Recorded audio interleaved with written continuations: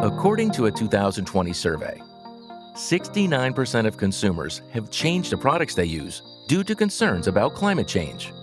Meanwhile, leading brands such as Nestle, Danone, and Unilever have made sweeping commitments to carbon neutrality.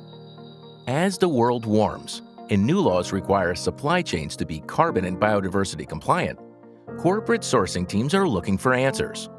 Fortunately, the Amazon rainforest offers some solutions. And the potential of restoration that reconciles social inclusion in the region is huge, and I think agroforestry is a significant solution. By switching from a deforestation economy to one of reforestation and agroforestry, the Amazon can help businesses in new industries to develop carbon-negative supply chains that satisfy ESG goals, ensure food security, help marginalized communities, and restore planetary health. Home to sustainable timber, fruits, nuts, plant oils, pharmaceutical discovery, and more, the Amazon region is a cornucopia of opportunity. There's huge potential that is yet to be tapped in a meaningful way, and I think the genetic diversity on a hectare of forest has huge economic potential that's not realized.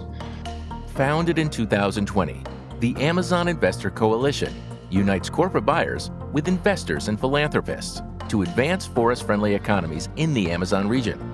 We support land restoration, offer access to enabling technologies, and help identify partners for transparency, sourcing, planning, and financing. We estimate that an economic shift in the Amazon toward sustainability could increase local incomes by over 900%. Corporate buyers make the shift possible. How? Let's take a look.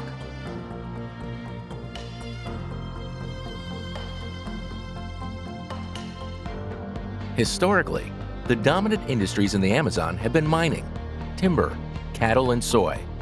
Today, soy monocultures occupy nearly 8 million hectares of the Brazilian Amazon, and cattle ranches occupy nearly 45 million. Soy earns $1,000 per hectare per year on average, and cattle earns just $250. Together, soy and cattle earn locals an estimated $20 billion per year. In contrast, agriculture with trees, or agroforestry, could earn an estimated $175 billion per year in the same geography. We estimate that the average agroforestry polyculture can earn at least $3,750 per hectare per year sustainably. And companies are beginning to line up to serve as corporate off-takers for these species and dozens of others that will succeed in global markets. In addition to developing sustainable and regenerative supply chains, corporate buyers are already making a positive impact across many of their ESG targets as well. By signing purchase agreements, corporate off-takers unlock carbon financing and secure access to discounted products for their companies. The process creates many new jobs and local prosperity, while incentivizing tree planting and biodiversity conservation. There is this social impact because of the diversification and increase of income of the farmers, and the environmental impact of the regeneration. Right? The social and equity outcomes of corporate ESG targets are impressive. Cattle ranching is a low-labor economy, while agroforestry is high in labor.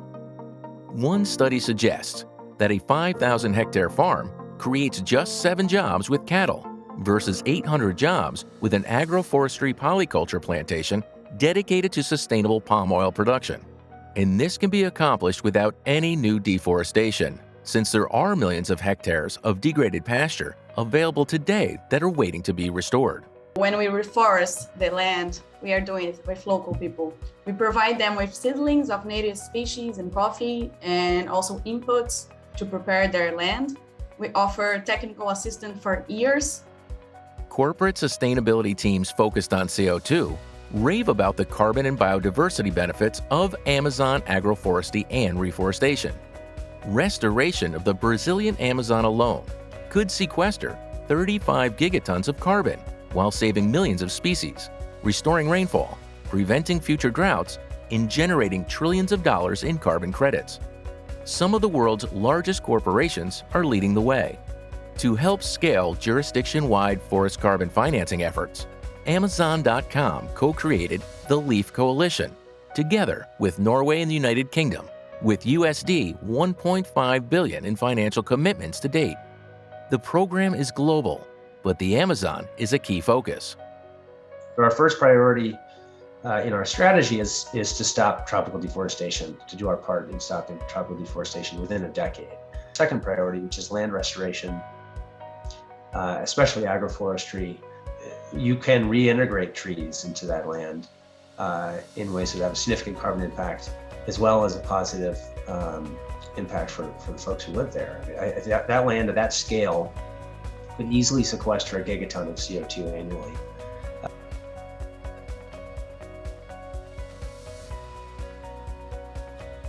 More corporate buyers are needed.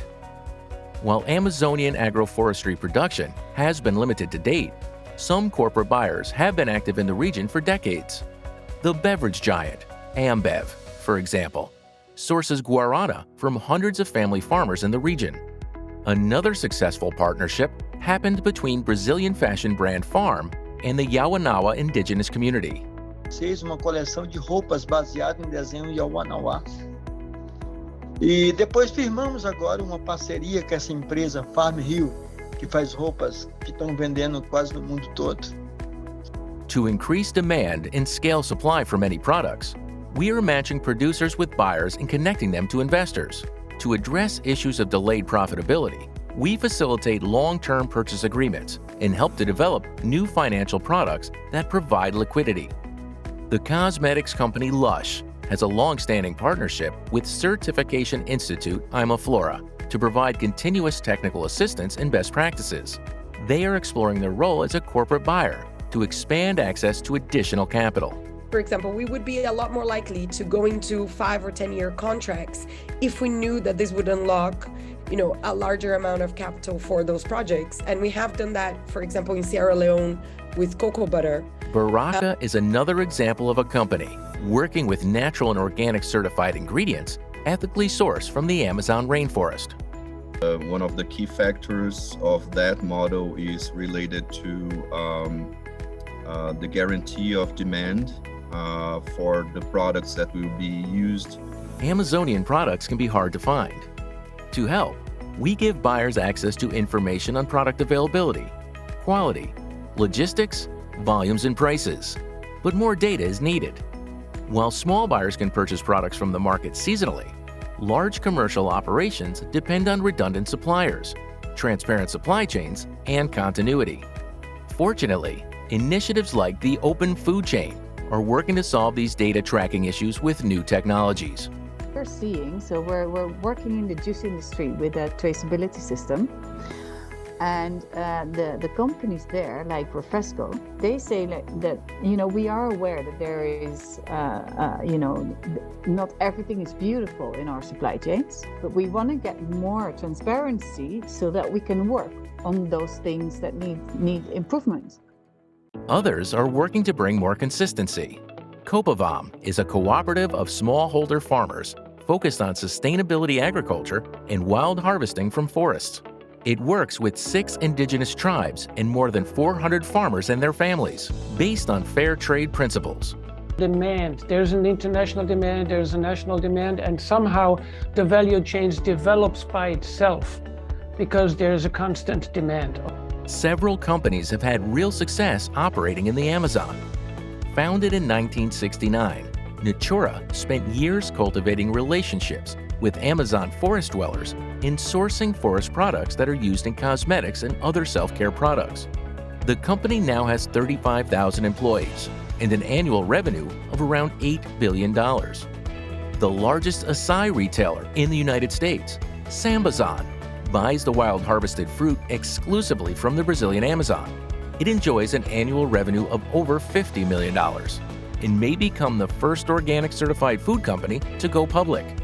I do want to be the first certified organic and certified fair trade public company, and I think we're well on our way to do that.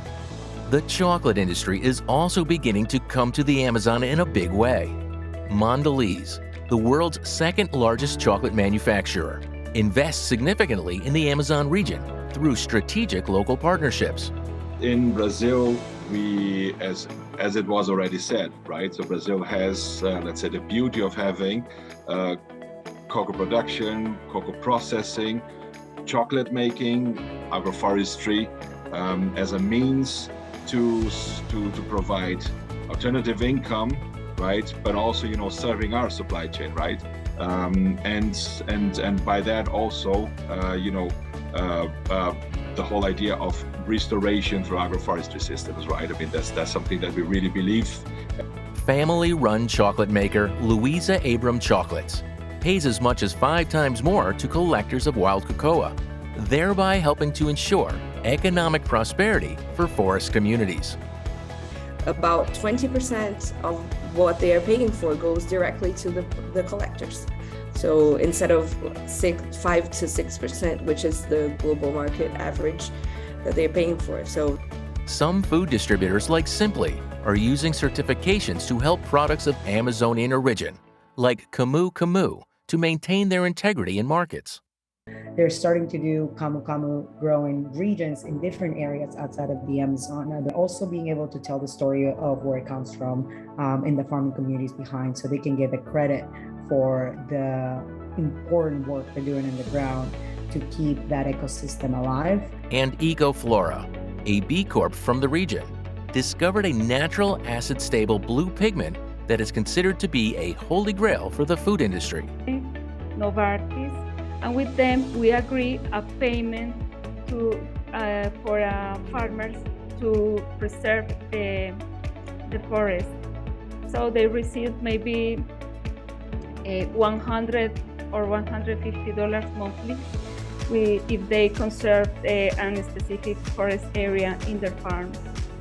Beyond food, indigenous Amazonian handcrafts have a bright future through e-commerce companies like Tucum.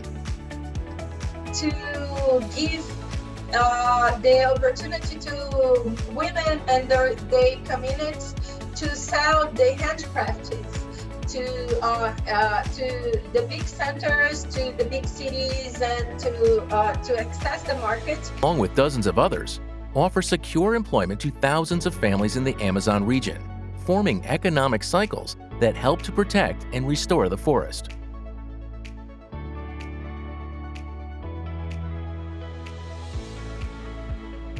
The opportunities in the Amazon are already a reality that span industries, but there is additional future potential that has yet to be discovered. To scale impact, collaboration is required at a global level. Is to bring all the key stakeholders to address the issue of deforestation linked to agricultural commodity production.